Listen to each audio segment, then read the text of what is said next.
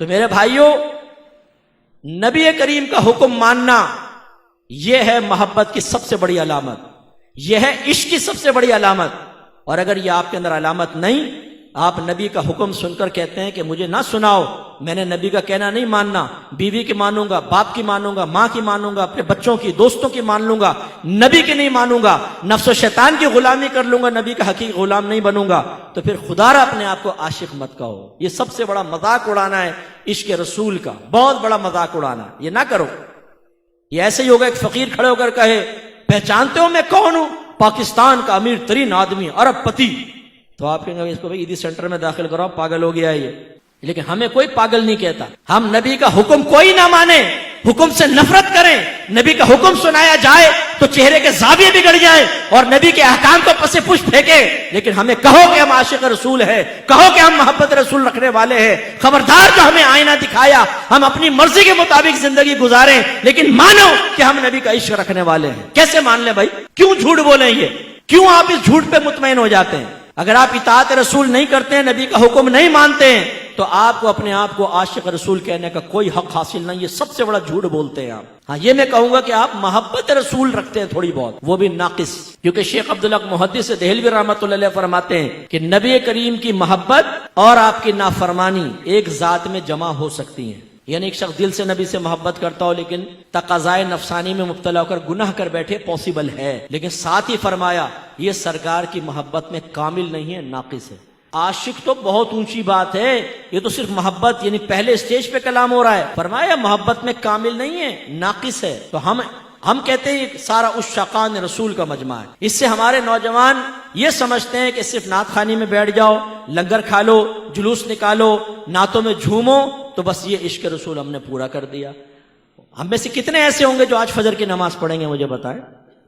ہم نے اپنی آنکھوں سے دیکھا ہے مسجدیں بھری ہوئی ہیں، 5,000 5,000 کا مجمع ہے، لیکن فجر سے پہلے محفل ختم کی گئی، فجر کی نماز میں ریگولر نمازی بھی نہیں آتے، وہ بھی بھاگ جاتے ہیں۔ کیا فائدہ آپ کی ایسی نعت خوانیوں کا؟ کیا آپ یہ سمجھتے ہیں اس پہ اللہ تعالیٰ آپ کو محبت کی نگاہوں سے دیکھے گا؟ سرکار آپ سے راضی ہوں گے؟ نہیں، ہم قابل گرفت ہوں گے۔ یہ زیادہ سے زیادہ مستحب ہے، بیٹھے بیٹھے نہ بیٹھے نعت خوانی میں، کوئی فرض یا واجب نہیں ہے، لیکن نماز پڑھنا فرض، جماعت اختیار کرنا واجب۔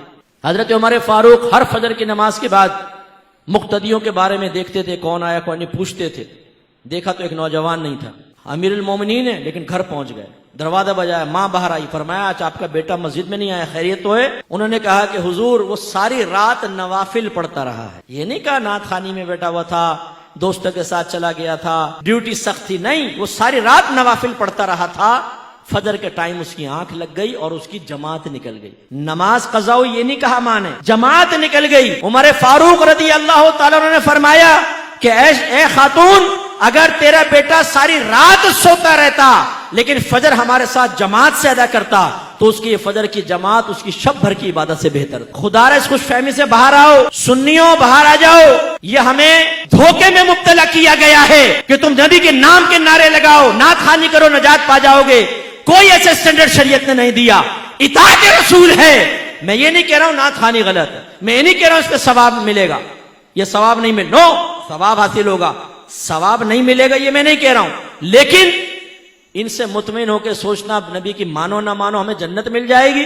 میدان معاشر میں پہنچیں گے تو فرشتے آئیں گے، حضور ٹنڈن سنی صاحب آپ یہاں کھڑے، جنت تو آپ کا انتظار کر رہی ہے، اور یہ مٹکتا ہوا جھومتا ہوا سیدھا جنت میں چلے جائے گا۔ مفتی صاحب لائن میں لگے ہوئے ہیں، یہ پپو نکل جائے گا وہاں پہ، کیونکہ ہر رات یہ نعت خوانیوں میں بیٹھا کرتا تھا۔ بھائی کل ہاتھو برہانکم ان کنتم صادقین، لائیے، اگر آپ کے پاس دلیل ہے تو پیش کر دینا، سوائے آپ کے حسن زن کے کیا ہے؟ آپ کہیں گے جی ہمارا حسن زن ہے، اللہ کرم فرمائے گا۔ آپ کے حسن زن کی طرح تو کافر بھی حسن زن رکھتا ہے، ہندو بھی کہتا ہے میرا حسن زن ہے، میری بتوں کی عبادت سے اللہ تعالیٰ میرے نجات دے گا، کرسچن بھی یہ کہتا ہے عیسیٰ علیہ السلام کو میں اللہ کا بیٹا مانتا ہوں، اللہ مجھے نجات دے گا۔ حسن زن پر فیصلہ نہیں ہوتا، ورنہ تو ہر ایک حق کہلائے، دلیل پر فیصلہ ہوتا ہے۔ آپ مجھے دلیل دیجئے کہ آپ نماز نہ پڑھیں، آپ جھوٹ بولیں، آپ غیبتیں کریں، آپ لڑکیوں کے پیچھے بھاگیں، آپ فحاشی کریں، آپ گندی گالیاں بکیں، آپ ہیروئن پئیں، آپ سگریٹیں پئیں، آپ نشہ کریں، آپ ماں باپ کی آنکھوں میں آنکھیں ڈال کر بدتمیزیاں کر کے ان کو ان کی کمزوریوں کا احساس دلائیں، اور صرف نعت خوانی میں بیٹھے آپ کو نجات مل جائے گی۔ لائیے دلیل، اس پہ پیش کیجئے۔ میں یہ بیٹھا ہوں، لاؤ دلیل لے کر آؤ یہاں پر کہ آپ کا جلوس نکالنا آپ کو نجات دے دے گا، لائٹنگ کرنا آپ کو نجات دے دے گا. غلط. اگر کسی نے آپ کا ذہن بنایا ہے، کسی ناخوان نے ذہن بنایا ہے کہ آپ سرکار کی محفل میں بیٹھے ہیں اور جو سرکار کی محفل میں آتا ہے سرکار بروز قیامت اس کو سینے سے لگا کر جنت میں لے جائیں گے، آپ کے اوپر واجب ہے آپ اس ناخوان کو بعد میں روکیں اور کہیں اس پہ دلیل پیش کرو. ٹھیک ہے ہم تمہاری بات مانتے ہیں. نہیں مانتے مفتی صاحب کی بات، وہ ڈانٹ کے چلے گئے، سخت لہجے میں گفتگو کی.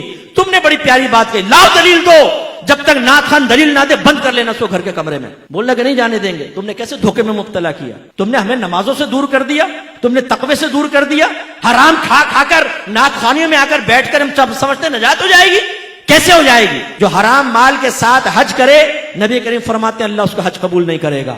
ایک روایت میں فرمایا ایک شخص ہاتھ اٹھا کر اللہ کی بارگاہ میں دعائیں کرتا ہے، گڑ گڑا کر دعا کر رہا ہوتا ہے، لیکن اللہ تعالیٰ اس کی دعا کیسے قبول کرے؟ اس لیے کہ اس کے جسم پر حرام ہے، اس کے پیٹ میں حرام ہے، تو اللہ کیسے اس کی دعائیں قبول کرے گا؟ یہ آپ کی شریعت یہ ہے. ہمیں خوابوں میں مبتلا کیا گیا ہے. جلوس نکالو نجات ہے، لائٹنگ کرو نجات ہے، تیجے 40ویں کرو نجات ہے، 11ویں کرو نجات ہے.